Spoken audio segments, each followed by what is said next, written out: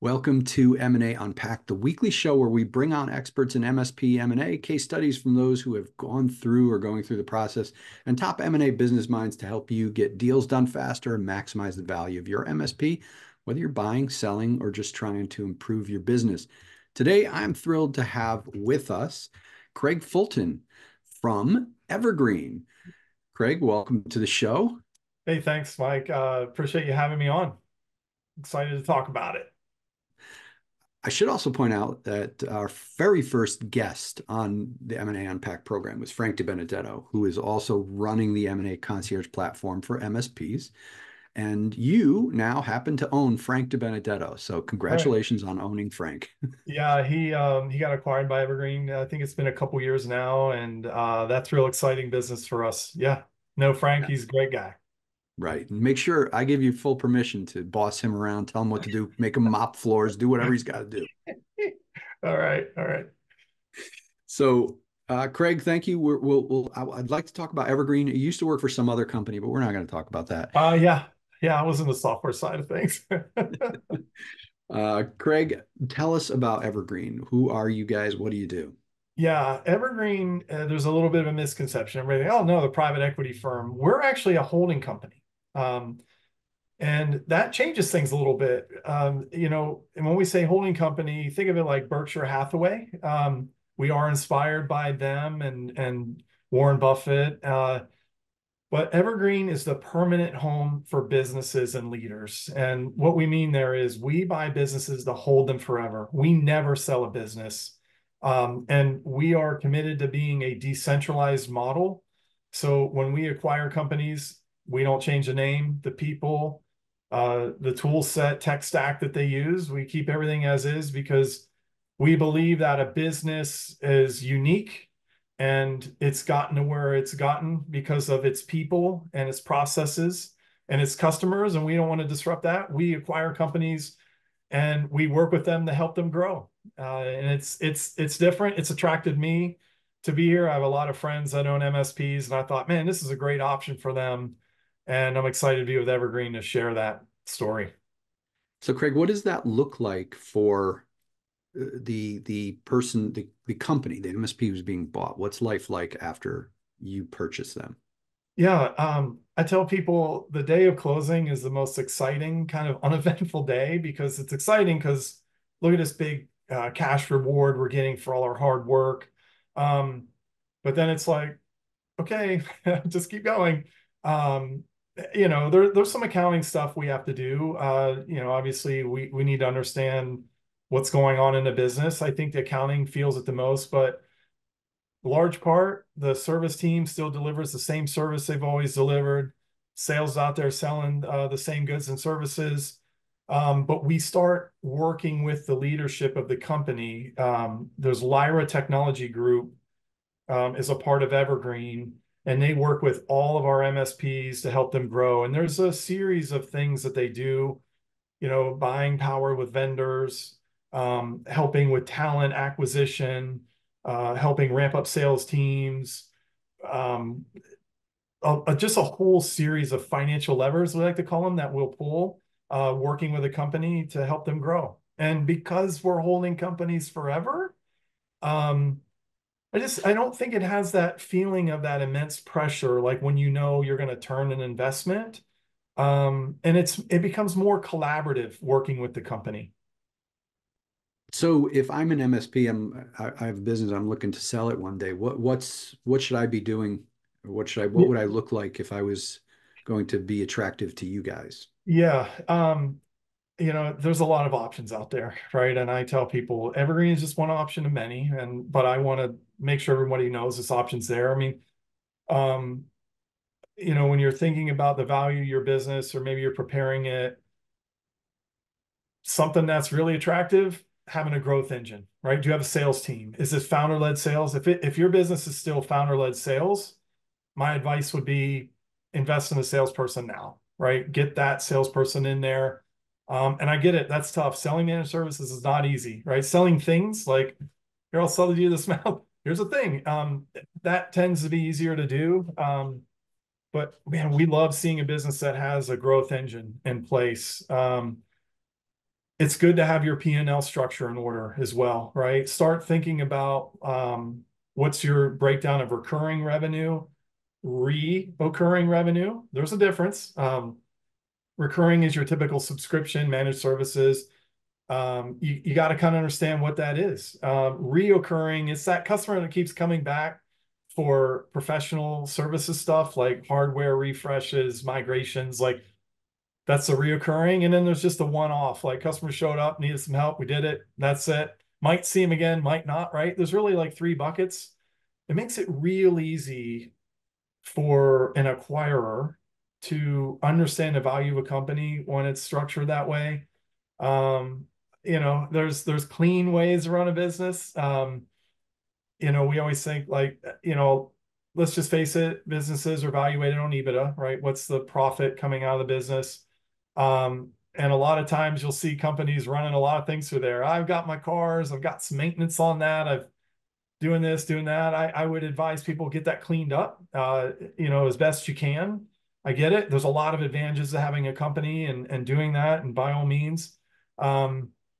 But when it comes to time to sell your business, that stuff can make it a little more tricky. So again, preparing, get a growth engine in place, start to get the books in order, really tighten things up. It's like when you're selling a house, what do people do? So some fresh paint on this thing. Let's get this yard mowed and some landscaping. There's things like that too, that you want to do in your company. Now, you don't have to physically do that in your company, but metaphor. Yeah. So I want to go back to something you said, one of having a growth engine. I love that. I've heard that in different ways a lot. That's kind of a recurring theme, making sure that MSPs are growing. And you said if you don't have a salesperson yet, Right. you should probably go hire one. Yeah. What's your advice for that MSP? If you were, if I was just your buddy and you were kind of mentoring me Yeah. to hire my first salesperson, because I've heard horror stories on Yeah. this, and I've heard stories that go on for many, many years where we just can't hire a salesperson. We're on our fifth one and it's not working out. What's your suggestion? Yeah. It is hard to make a suggestion on this, but first thing I say is just do it. Just like sometimes it's hard to just do it. Like just hire your first salesperson, put it out there, find someone with the understanding that you're probably going to fire that person within 6 to 9 months. It's just going to happen. I've been in a lot of peer groups and you hear this. It's like a common saying, hey, you'll probably fire your first salesperson, but you'll learn a lot and you'll do a lot better that second time. Because look, there's nothing wrong with being founder-led sales. The founder is the most passionate person, understands the business. It's a small to medium business world we're in. The customer wants to know who the founder is. Like, hey, I want to know who we're dealing with. I want to see eye to eye. I want to shake hands, and that ends up happening. But again, I would get out and get that salesperson because any acquirer, not just Evergreen, any acquirer is going to be delighted to see, great, I'm acquiring a business that has a growth engine. I'm not going to have to invest in that and wait for that to come. That does lead to higher valuation when you have that growth engine in place. And something I should point out that's very important here, I may not have touched on it, I should have, is the customer concentration too. You come across a lot of companies that have a lot of revenue relying on one customer. That's very high risk. That can harm a valuation. That could just turn off a buyer. It depends on what the buyer's looking for, but and it makes total sense though. Like I tried to start my own IT business in 2006. I was a typical coming out of 8 years with a big enterprise company. I'm gonna do my own thing. And I had one customer I was doing work for, and I thought this is gonna turn into something. It didn't. But if it would have, I could see I would have grown up with them. Right? They would have bought more from me. They would have been growing. I'd have been growing, and it happens. But I tell people, get a salesperson to help dilute that down, get that customer under 10% of your total revenue coming in. So yeah, and this leads back to the advice of the salesperson.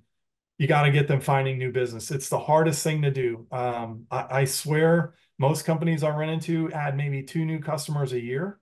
It'd be great if you can get more than that. And I know, Craig, that's not easy. Yes, that's the hardest part. Um, that's why you got to make that investment sooner than later. Do you have any tactical advice that you'd give them? Like, hey, here's the 10 things you shouldn't do or should do, whatever. If you don't worry about it. You tell me you don't, and I edit it out. But Yeah, looking, absolutely do. This is firsthand experience and others I know. When you hire a salesperson in, you got to get them working processes, just like you do your service team, right? Service team, here comes a ticket. You set the status, you do the documentation, you do this close. You have to do the same as salespeople. A lot of salespeople don't want to be confined to systems. Oh no, don't put a system on me. You're going to kill my magic if I do sales. They need to follow the system too, right? So when you're building a sales team, whatever PSA or sales tool you're using, HubSpot, CRM, get them also disciplined in using it, right? You can't. Here's a thing. I should have touched on this. Well, I'll do now. Sometimes managing a salesperson is just as hard as doing the sales because it's like, how do I manage this person? Let the system do it, right? Say, hey, you got to get your opportunities in. You got to update the numbers on there. We need to see what the pipeline is. You got to change the stages. You've got to communicate. Well, I think we all know it. Sales and service delivery, not the best communicators. They fight like with sandpaper against each other. It's not smooth, and let the system do it. Let systems do the communication between each other. That's why all of these great MSPs are invested in their tech stack. Use it. That's what I would say there on the tactical side of it. brilliant.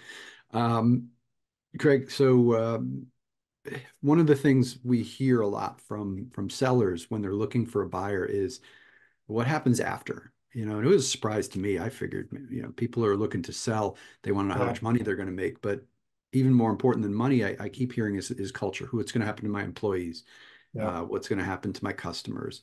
And you guys are a pretty big company, yeah. so if you talk about that a little bit, are you guys transactional in the sense that you just kind of buying a company and we cut and we get rid of tell us about that a bit.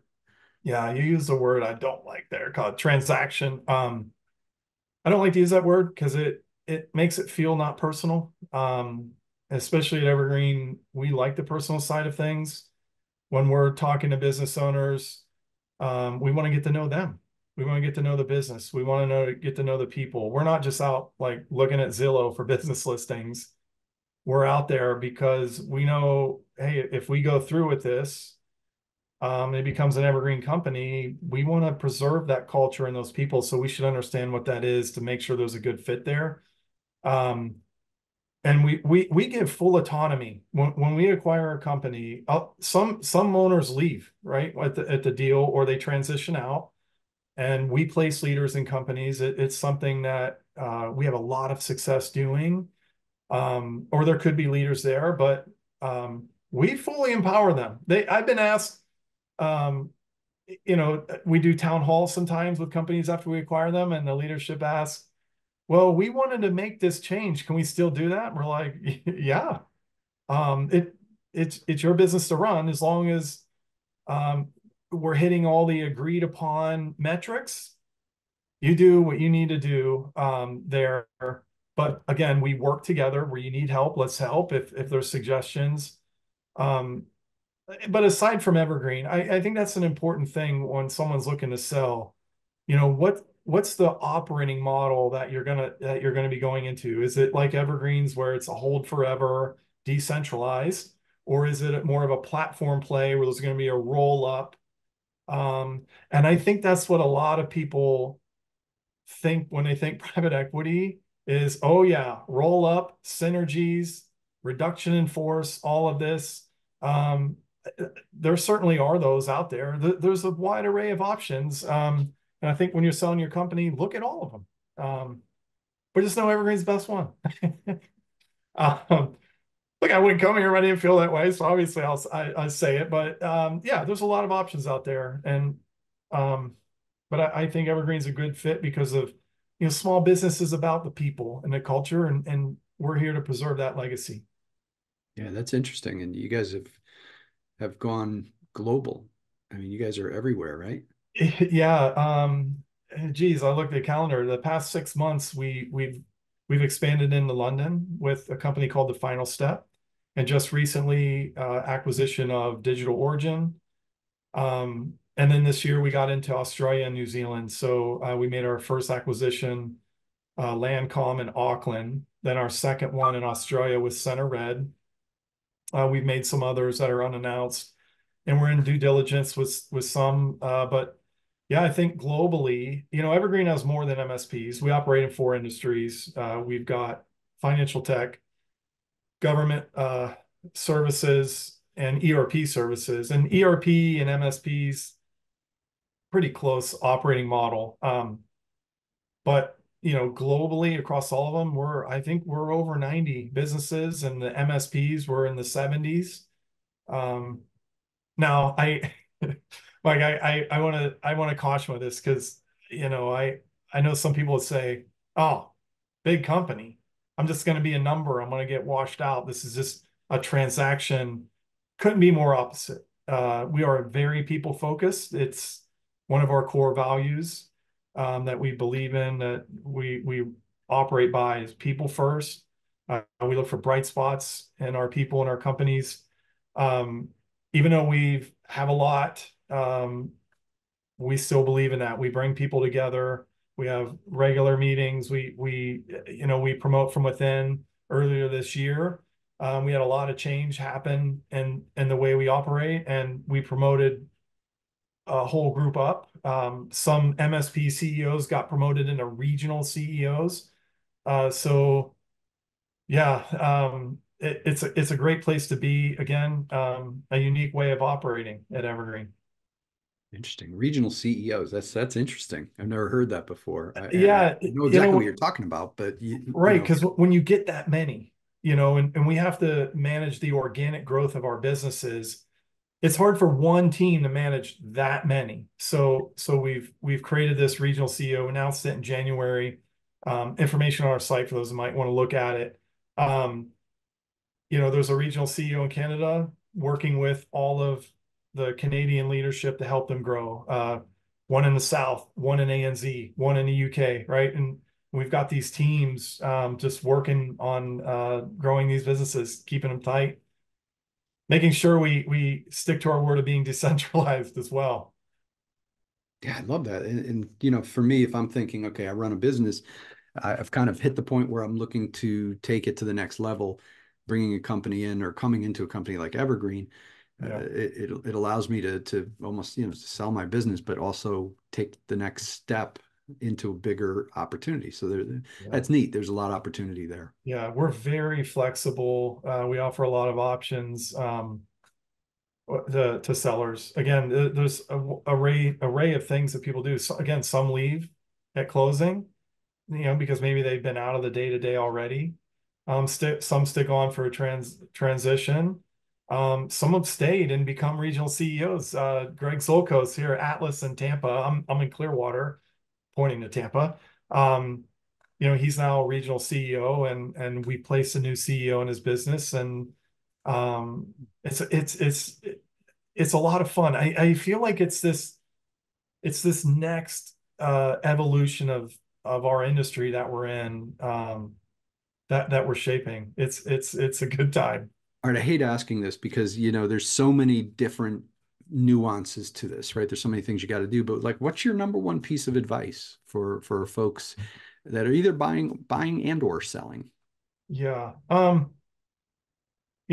been in the community a long time. And I was at a spot where I was running a pretty decent sized community, and I saw a lot of activity. And I think what became me, he was Craig Fulton, even before Evergreen, was deal structure. I heard a lot of people running around like, "Oh man, my business is worth this, it's worth that, it's worth this," and they get real focused on what's the number. And then when they get into a deal, it's like, wait, but what's this deal structure? Like, this doesn't look good for you. Like a 5-year earnout with like, hold on. Like, I think a lot of people glaze over that. And it's important when you're going into the transaction to really put value to the deal structure. I was even at an M&A event recently, and there was a whole hour on this. just educate people. Like, how much cash are you getting at closing? Is there an earn out? What's that look like? Um, and then importantly, this one stunned me. Does the buyer have financing? Again, think about buying a house, right? If you're selling your house, someone comes along with an amazing offer, you got to look, you usually look and say, how are they getting funding for this? I've seen deals where people have gone into it and they're in diligence for months, and then the buyer comes along and says, oh, couldn't get financing, deals over. It's like, wait, we didn't have this. So I think that's something important to ask too.